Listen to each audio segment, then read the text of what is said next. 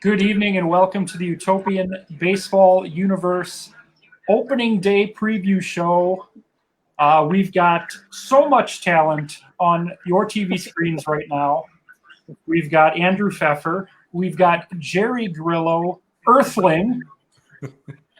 We've got Erica Reynosa, and we have Kurtis, pitcher. Joining us again, they were all on team preview shows. They're here tonight to talk opening day. And before we get to tomorrow's slate, which is, what we've all been looking forward to in this offseason, I brought these four guests here tonight to talk about their favorite opening day memories. So we're going to start with Andrew, who we have known each other for 200 years. And Major League Baseball doesn't go back that far, so we don't have to go back as far as our 200 years. But Andrew, what does opening day mean to you? With our opener tomorrow, what does opening day mean to an Andrew Charles Fefer?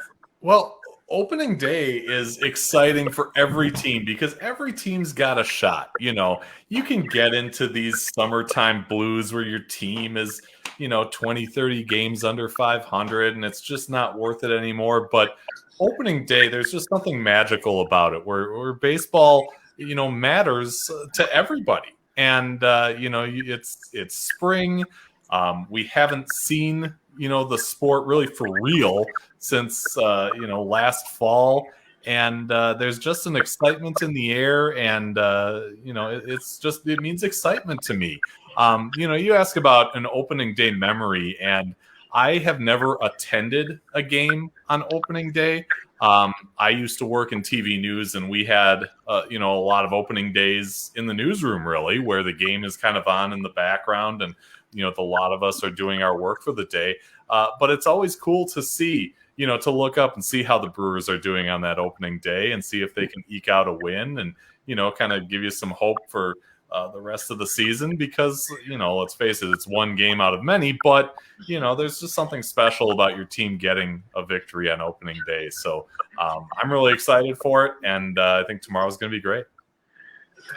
Jerry, what about you? When I say opening day, what comes to mind for a Jerry Grillo?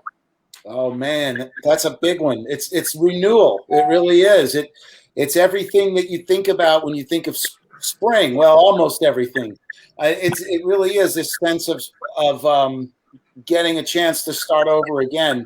I mean, and again, it's not just about wins or losses with me. The fact that another season is coming this year, especially, I think, as Andrew brought up. Last year was kind of tough, and really our priorities were elsewhere. A lot of people weren't kvetching too much about missing, because we had other things happening, but. Every year after year, and this is even when I haven't been too big into what's happening with the Braves, I'm just glad there's an opening day. It's part of the backdrop. It's part of the soundtrack of my life, and it begins with opening day. There's so many. I've lost count of the radio games I've listened to in my life, but it matters. Opening day matters. And did you want an opening day memory too, like a favorite?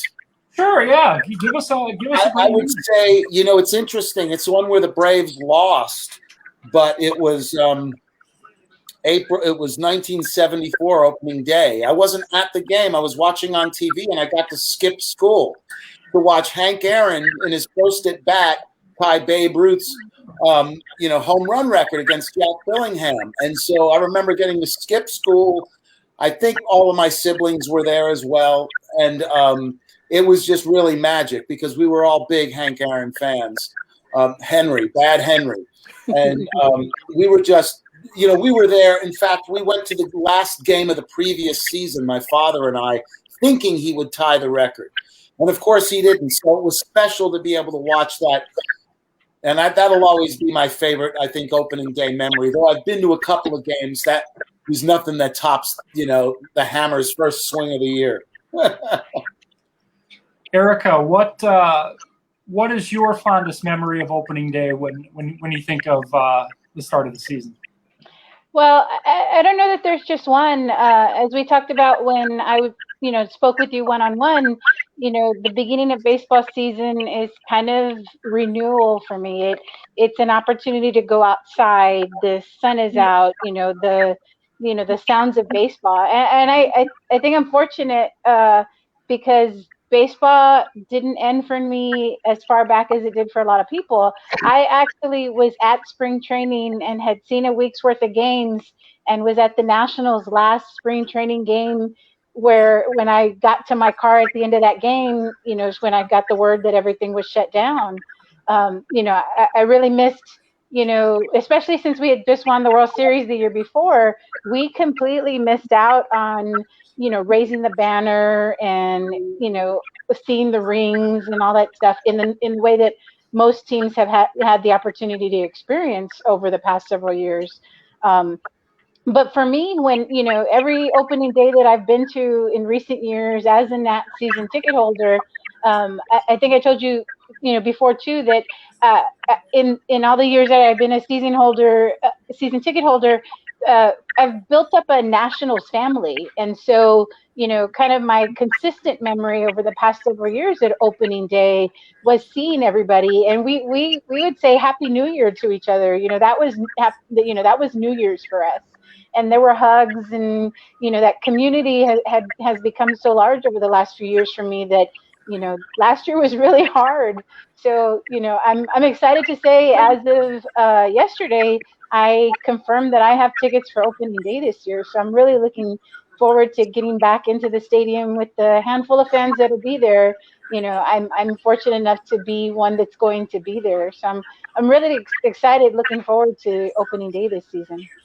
Now, just a follow-up question, Erica. Is the city or the team planning to give the Nationals that proper celebration that they didn't get last year? So I haven't heard anything official, but the talk is that we hope to do it. I think they're going to hold off on doing it till we can fill the ballpark up completely.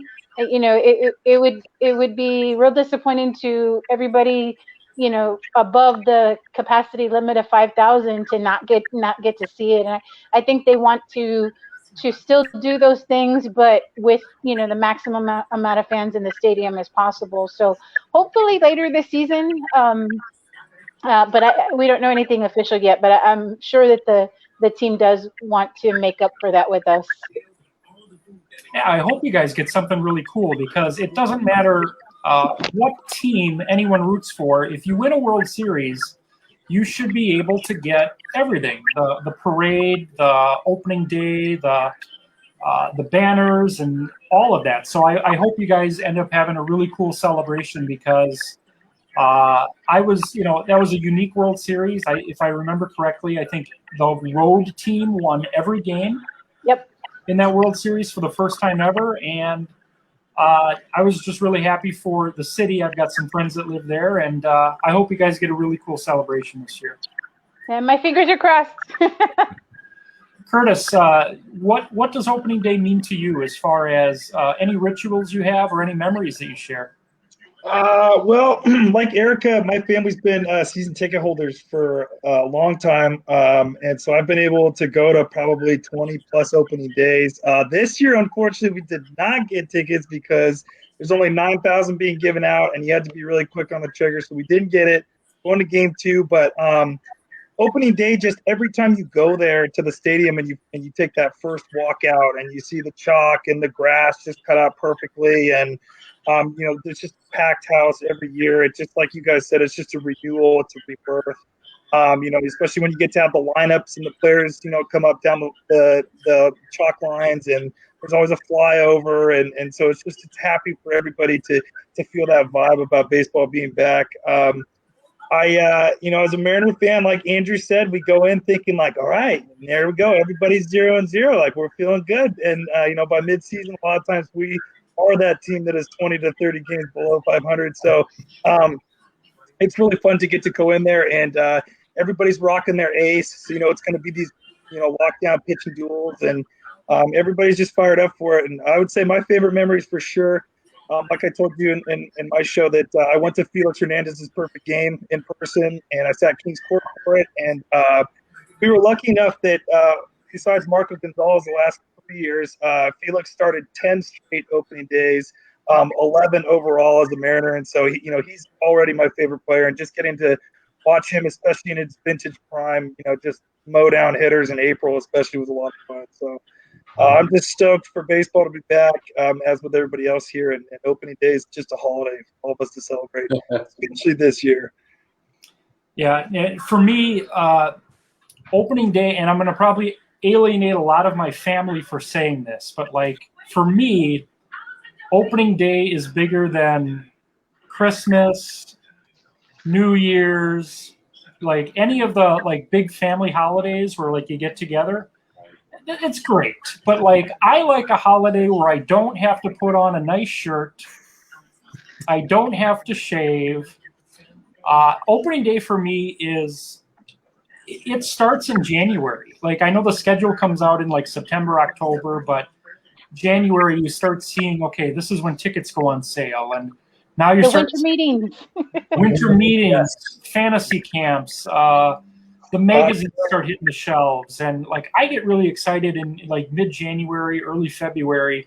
But like tonight, and I know this is not major league, but I have butterflies tonight like I will on Thursday when the major league season starts, because as soon as the show is over, everything that we've worked for the last 6 months happens tonight.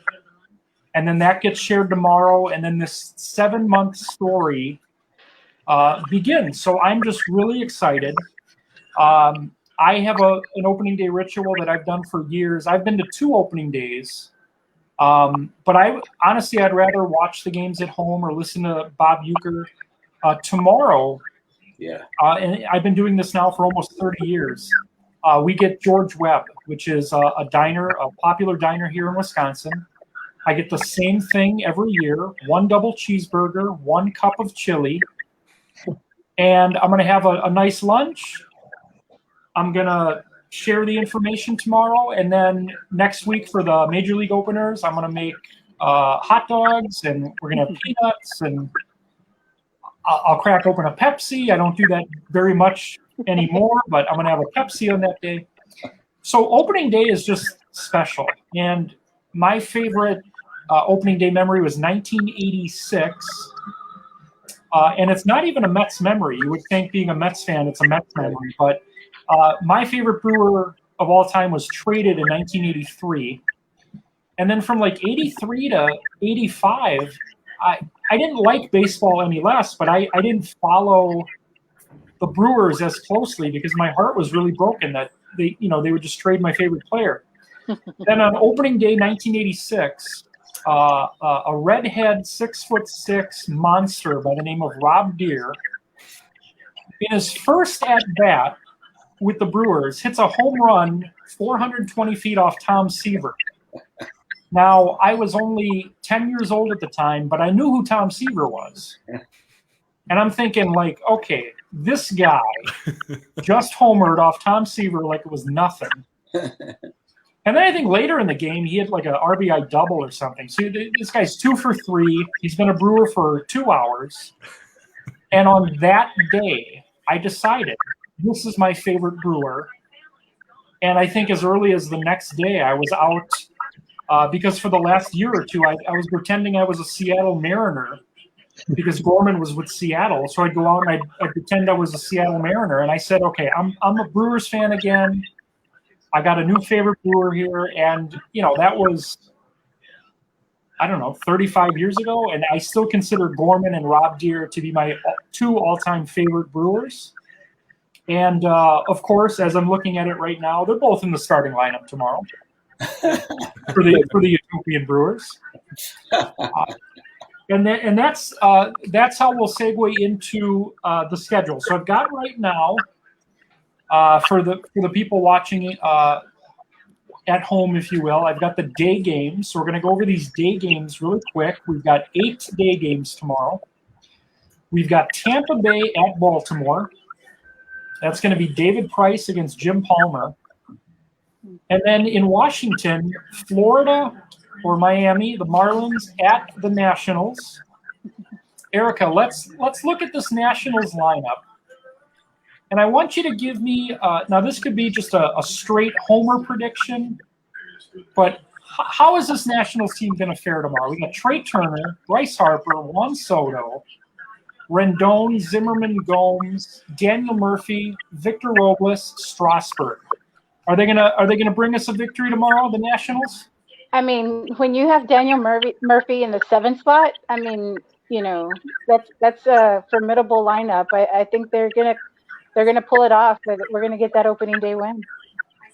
Nationals again hosting the Marlins. We've also got Texas at my Mets. Again, I think it would be off-putting for the creator of this league to just say, "Yeah, I think they're going to take care of business tomorrow." I don't know. It's going to in the next 3 hours. I'll know, and then I suppose when you see me tomorrow at 12:45, if I look like this, then it might give away some things. If I'm singing, if I'm clean shaven, if it looks like I've been dancing, then you're gonna be like, "Oh, the Mets won. We don't need to watch this." So I need to be really careful this year on how I present myself on these recap shows. I might just do audio so that you don't see me. We've got Oakland at Cleveland tomorrow. We've got Angels at Brewers. Andrew, Nolan Ryan versus Teddy Aguirre. Mike Trout versus Robin Yount. What can you expect at Miller Park tomorrow for Angels Brewers? Wow. Ordinary circumstances, I'd say it would be a shootout, but I mean, these are great pitchers in their prime. I don't know what to expect. And, to have really some potent lineups against these great pitchers, granted, Nolan Ryan, pitched forever and, is a Hall of Famer and all that good stuff. Ted Higuera, his career was a little shorter. But in his prime, and that's what we're talking about here. I mean, he was one of the best in the league. So, I am at a loss for exactly what to expect in this game, but with the history between these two teams, no better way to start out the Utopian season, especially since it's at home in Milwaukee. Yeah, and and looking at some of these games, there's not too many like postseason rematches here. I know the Padres and Cubs play each other, so that was an '84 NLCS. Astros, Yankees. There's not too many, but Angels and Brewers, 1982 ALCS. Kurtis, your Mariners at the White Sox tomorrow. Trevor Bauer, Ken Griffey, Ichiro, facing a White Sox team that made the playoffs last year. Lucas Giolito, tell me, what are you expecting from your M's tomorrow? I'm just thankful for the Utopian baseball gods for giving us Trevor Bauer again, man. We can't deny that. I love him. He got lit up by us the other night in real life, but I'll take that, man. And I'm looking forward to it. Got some new and some old classic Mariners. I'm excited to see Griffey go out there and just keep doing his thing. And I'm looking forward to it. And 2000 ALDS, the Mariners beat the White Sox on their way in the playoffs, and we won on a suicide squeeze by Carlos Guillen that went up the first baseline. So that was a playoff matchup I remember. But fired up, man. Let's get it going. Can't wait. Let's light Giolito up. I'm fired up for it. And then to round out the day games tomorrow, like I said, we got Padres at Cubs, Astros, Yankees. That's on ESPN tomorrow. Afternoon games, we got Royals at Red Sox. That's 2 division winners from last year. The game that the universe is looking forward to the most, based on a poll I posted recently, Dodgers at Twins, Sandy Koufax versus Walter Johnson. Wow. And then our national game is Giants at Reds. The Reds were in the championship last year against the Braves. We have 5 night games tomorrow. We got the Durham Bulls at Toronto and Jerry Grillo's world champion Atlanta Braves at the Expos. Wow. So we got Hank Aaron, Warren Spahn, Ozzie Albies versus Andre Dawson, Tim Raines, Steve Rogers on the hill. He won 18 games last year. Jerry, I'm going to put you on the spot. Will the Braves repeat as world champions in the Utopian? Man, I think they've got every reason to. You know, I mean, they've got formidable challengers, of course. I think we'll.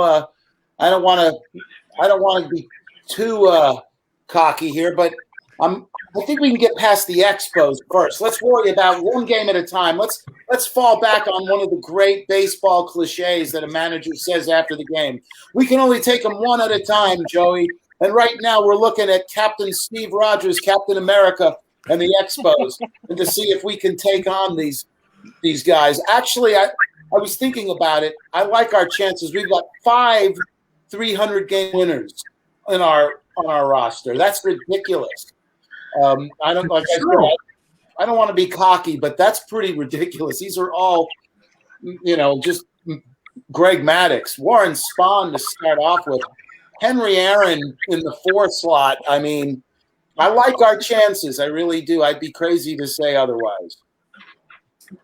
On paper, I mean, look, all of these teams look great on paper, but this Braves team, you're right. I mean, Kid Nichols, Tom Glavine, Dale Murphy, John Smoltz, Rafi Furcal, baby. Yeah, you've got Rafi Furcal is a solid number 8 hitter, man.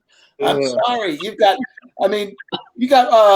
Dale Murphy, one of my all-time favorites, and an underrated superstar hitting behind Henry Aaron. I think that's really gonna boost Murphy's batting average, right? Because there were years when he was a 300 hitter, and then there were those years when he was batting 255 and swinging at pitches 2 feet out of the strike zone. I think this is going to be a little bit different. This is going to be Dale during his 2 MVP years. Nice. Joe, I hear that having the StreamYard logo over your picture is kind of like the Madden curse of the Utopian League. It's kind of like the Sports Illustrated cover, right? Right. So we'll check back on that in mid-October to see if indeed. Yeah, exactly. We got 3 other night games tomorrow. We got Colorado at Detroit. We've got Arizona at Pittsburgh, and then our national game tomorrow. How can you top Steve Carlton against Bob Gibson on ESPN? Guys, last question I have for you is, the Utopian Baseball universe gives you endless combinations of things that could happen. This pitcher versus that pitcher, this hitter facing this pitcher, teams facing each other in divisions that don't normally happen. Kurtis, what is the one thing you're looking forward to the most as far as a matchup that we're going to see in 2021 in the Utopian? Oh man, again, all those old versus new matchups are going to be great. But what I'm looking forward to, man, is the tie you put in this year with the Negro League stars coming in, man. I think that's going to be outstanding to match up these stats. Because we've all wanted to do that. We've all thought about the different eras of baseball, pre and post Negro League integration. So I'm fired up for that, man. I think it's going to be great to see that. So we're gonna the goal, because I didn't do this last year, but the goal is to post lineups in the morning every day so that you guys can wake up, take care of your families and work and that stuff.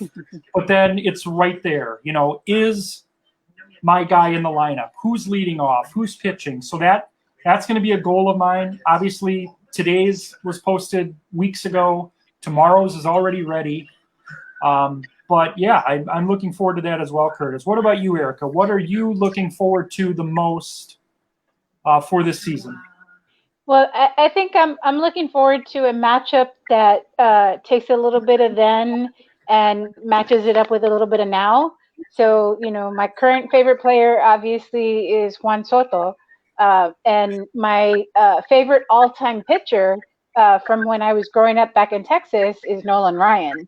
So seeing Juan Soto go up against Nolan Ryan is something that I think would be a lot of fun to see. So I think that's the matchup I'm hoping to see this season in Utopia.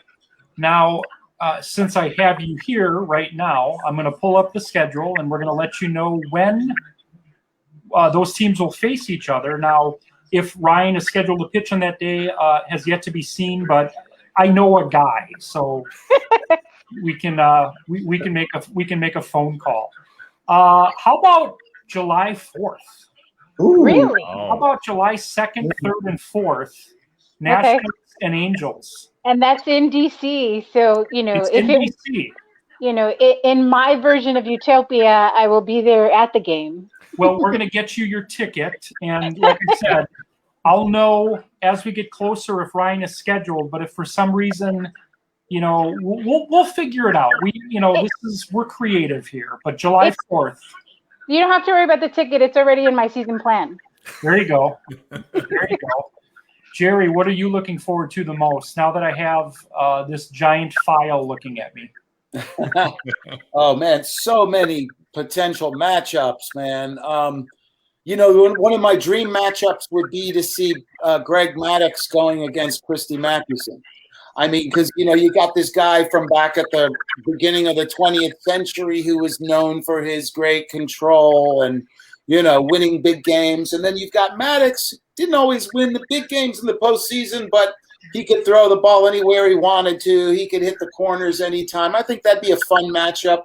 But then I'm also kind of I'm hoping that the Utopian baseball gods might see it fit to also throw a couple of wild cards in there and maybe take Smoltz, say, out of the bullpen for one game as a surprise starter against Bob Gibson.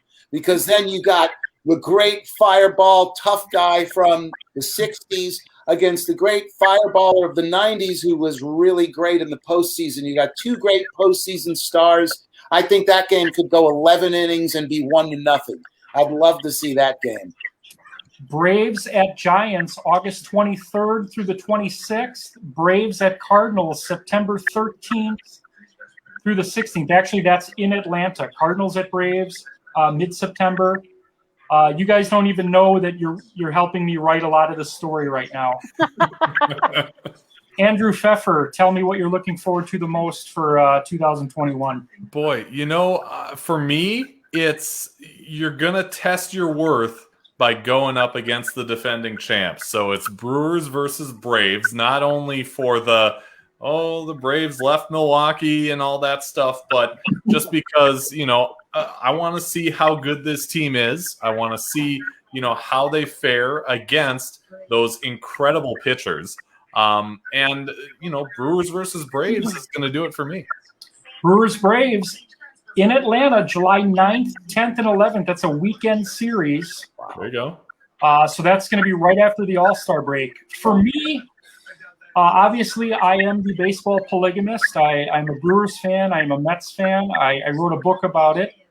August 27th, 28th, and 29th, Mets at Brewers, Miller Park. That's a weekend series as well.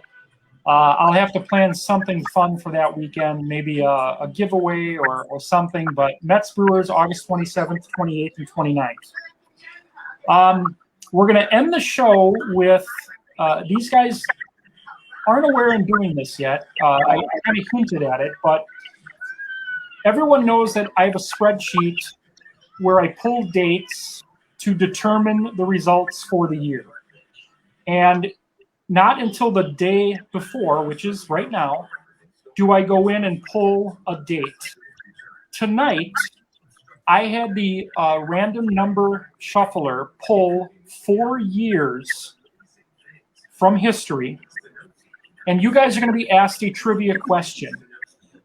Whoever comes closest on this trivia question is going to choose which of these 4 years we're going to use tomorrow. Now, the catch is I'm not going to tell you the years until we have a winner. Okay? Because if all 4 of you want the same year, then there's no point of doing the question. So here is the trivia question. On opening day last year, March 27th, it was a Friday, just like this year's is. We had 16 games. Kurtis, how many runs were scored on opening day last year in the Utopian baseball universe? It's like guessing jelly beans in a jar, man. 32 teams. I'll say how about 555. 555. Now, Erica, what would be your guess? How many runs were scored on opening day 2020 Utopian Baseball Universe? You said there were 16 games? 16 games. 54. I'm going to say it was low. 54 runs. Jerry, what would be your guess? Let's say 235. 235, and that leaves us with Andrew Fefer. Andrew Fefer, how many runs were scored on opening day last year? You're the only one that was here for that. Are these Prices Right rules where it's the closest without going over? No, it's just who's ever the closest. We couldn't clear that with Drew Carey. So okay. I'll say 96. 96. Now, what was your guess again, Jerry? 235. Okay, I actually have to figure out who was closest. It wasn't Kurtis or Erica. My bet was terrible. I just realized terrible bet. All right, so Andy, you said 96. Yep. And Jerry said 235. 235. This is amazing. Okay.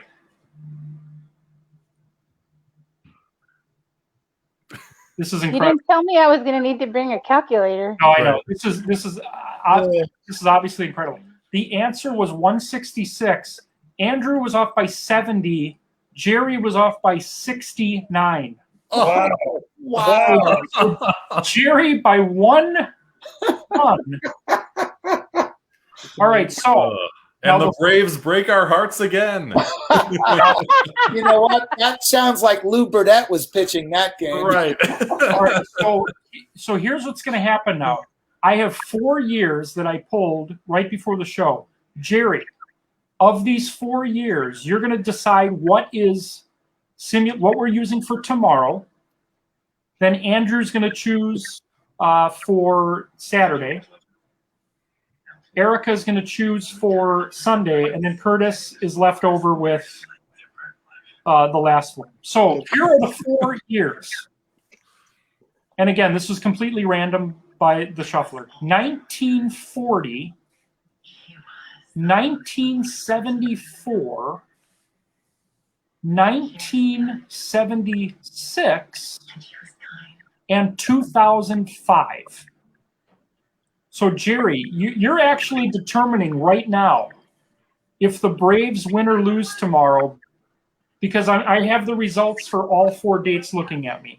Oh, my gosh. That's a lot of pressure. And everything's been shuffled. So, I'm not going to look at it till later. Well, I've got to just pick with my heart and go with my favorite opening day memory, 1974. For whatever that means, that's my pick. That is ironic that you just talked about that, and then that would happen to be one of the years. This is a haunted house, is what this has become. This is very bizarre. Yeah, I love it. All right, Andrew, that leaves 76, 1940, and 2005 for the Saturday simulation. Okay. Well, the Brewers weren't around in 1940. They weren't really in much contention in 05.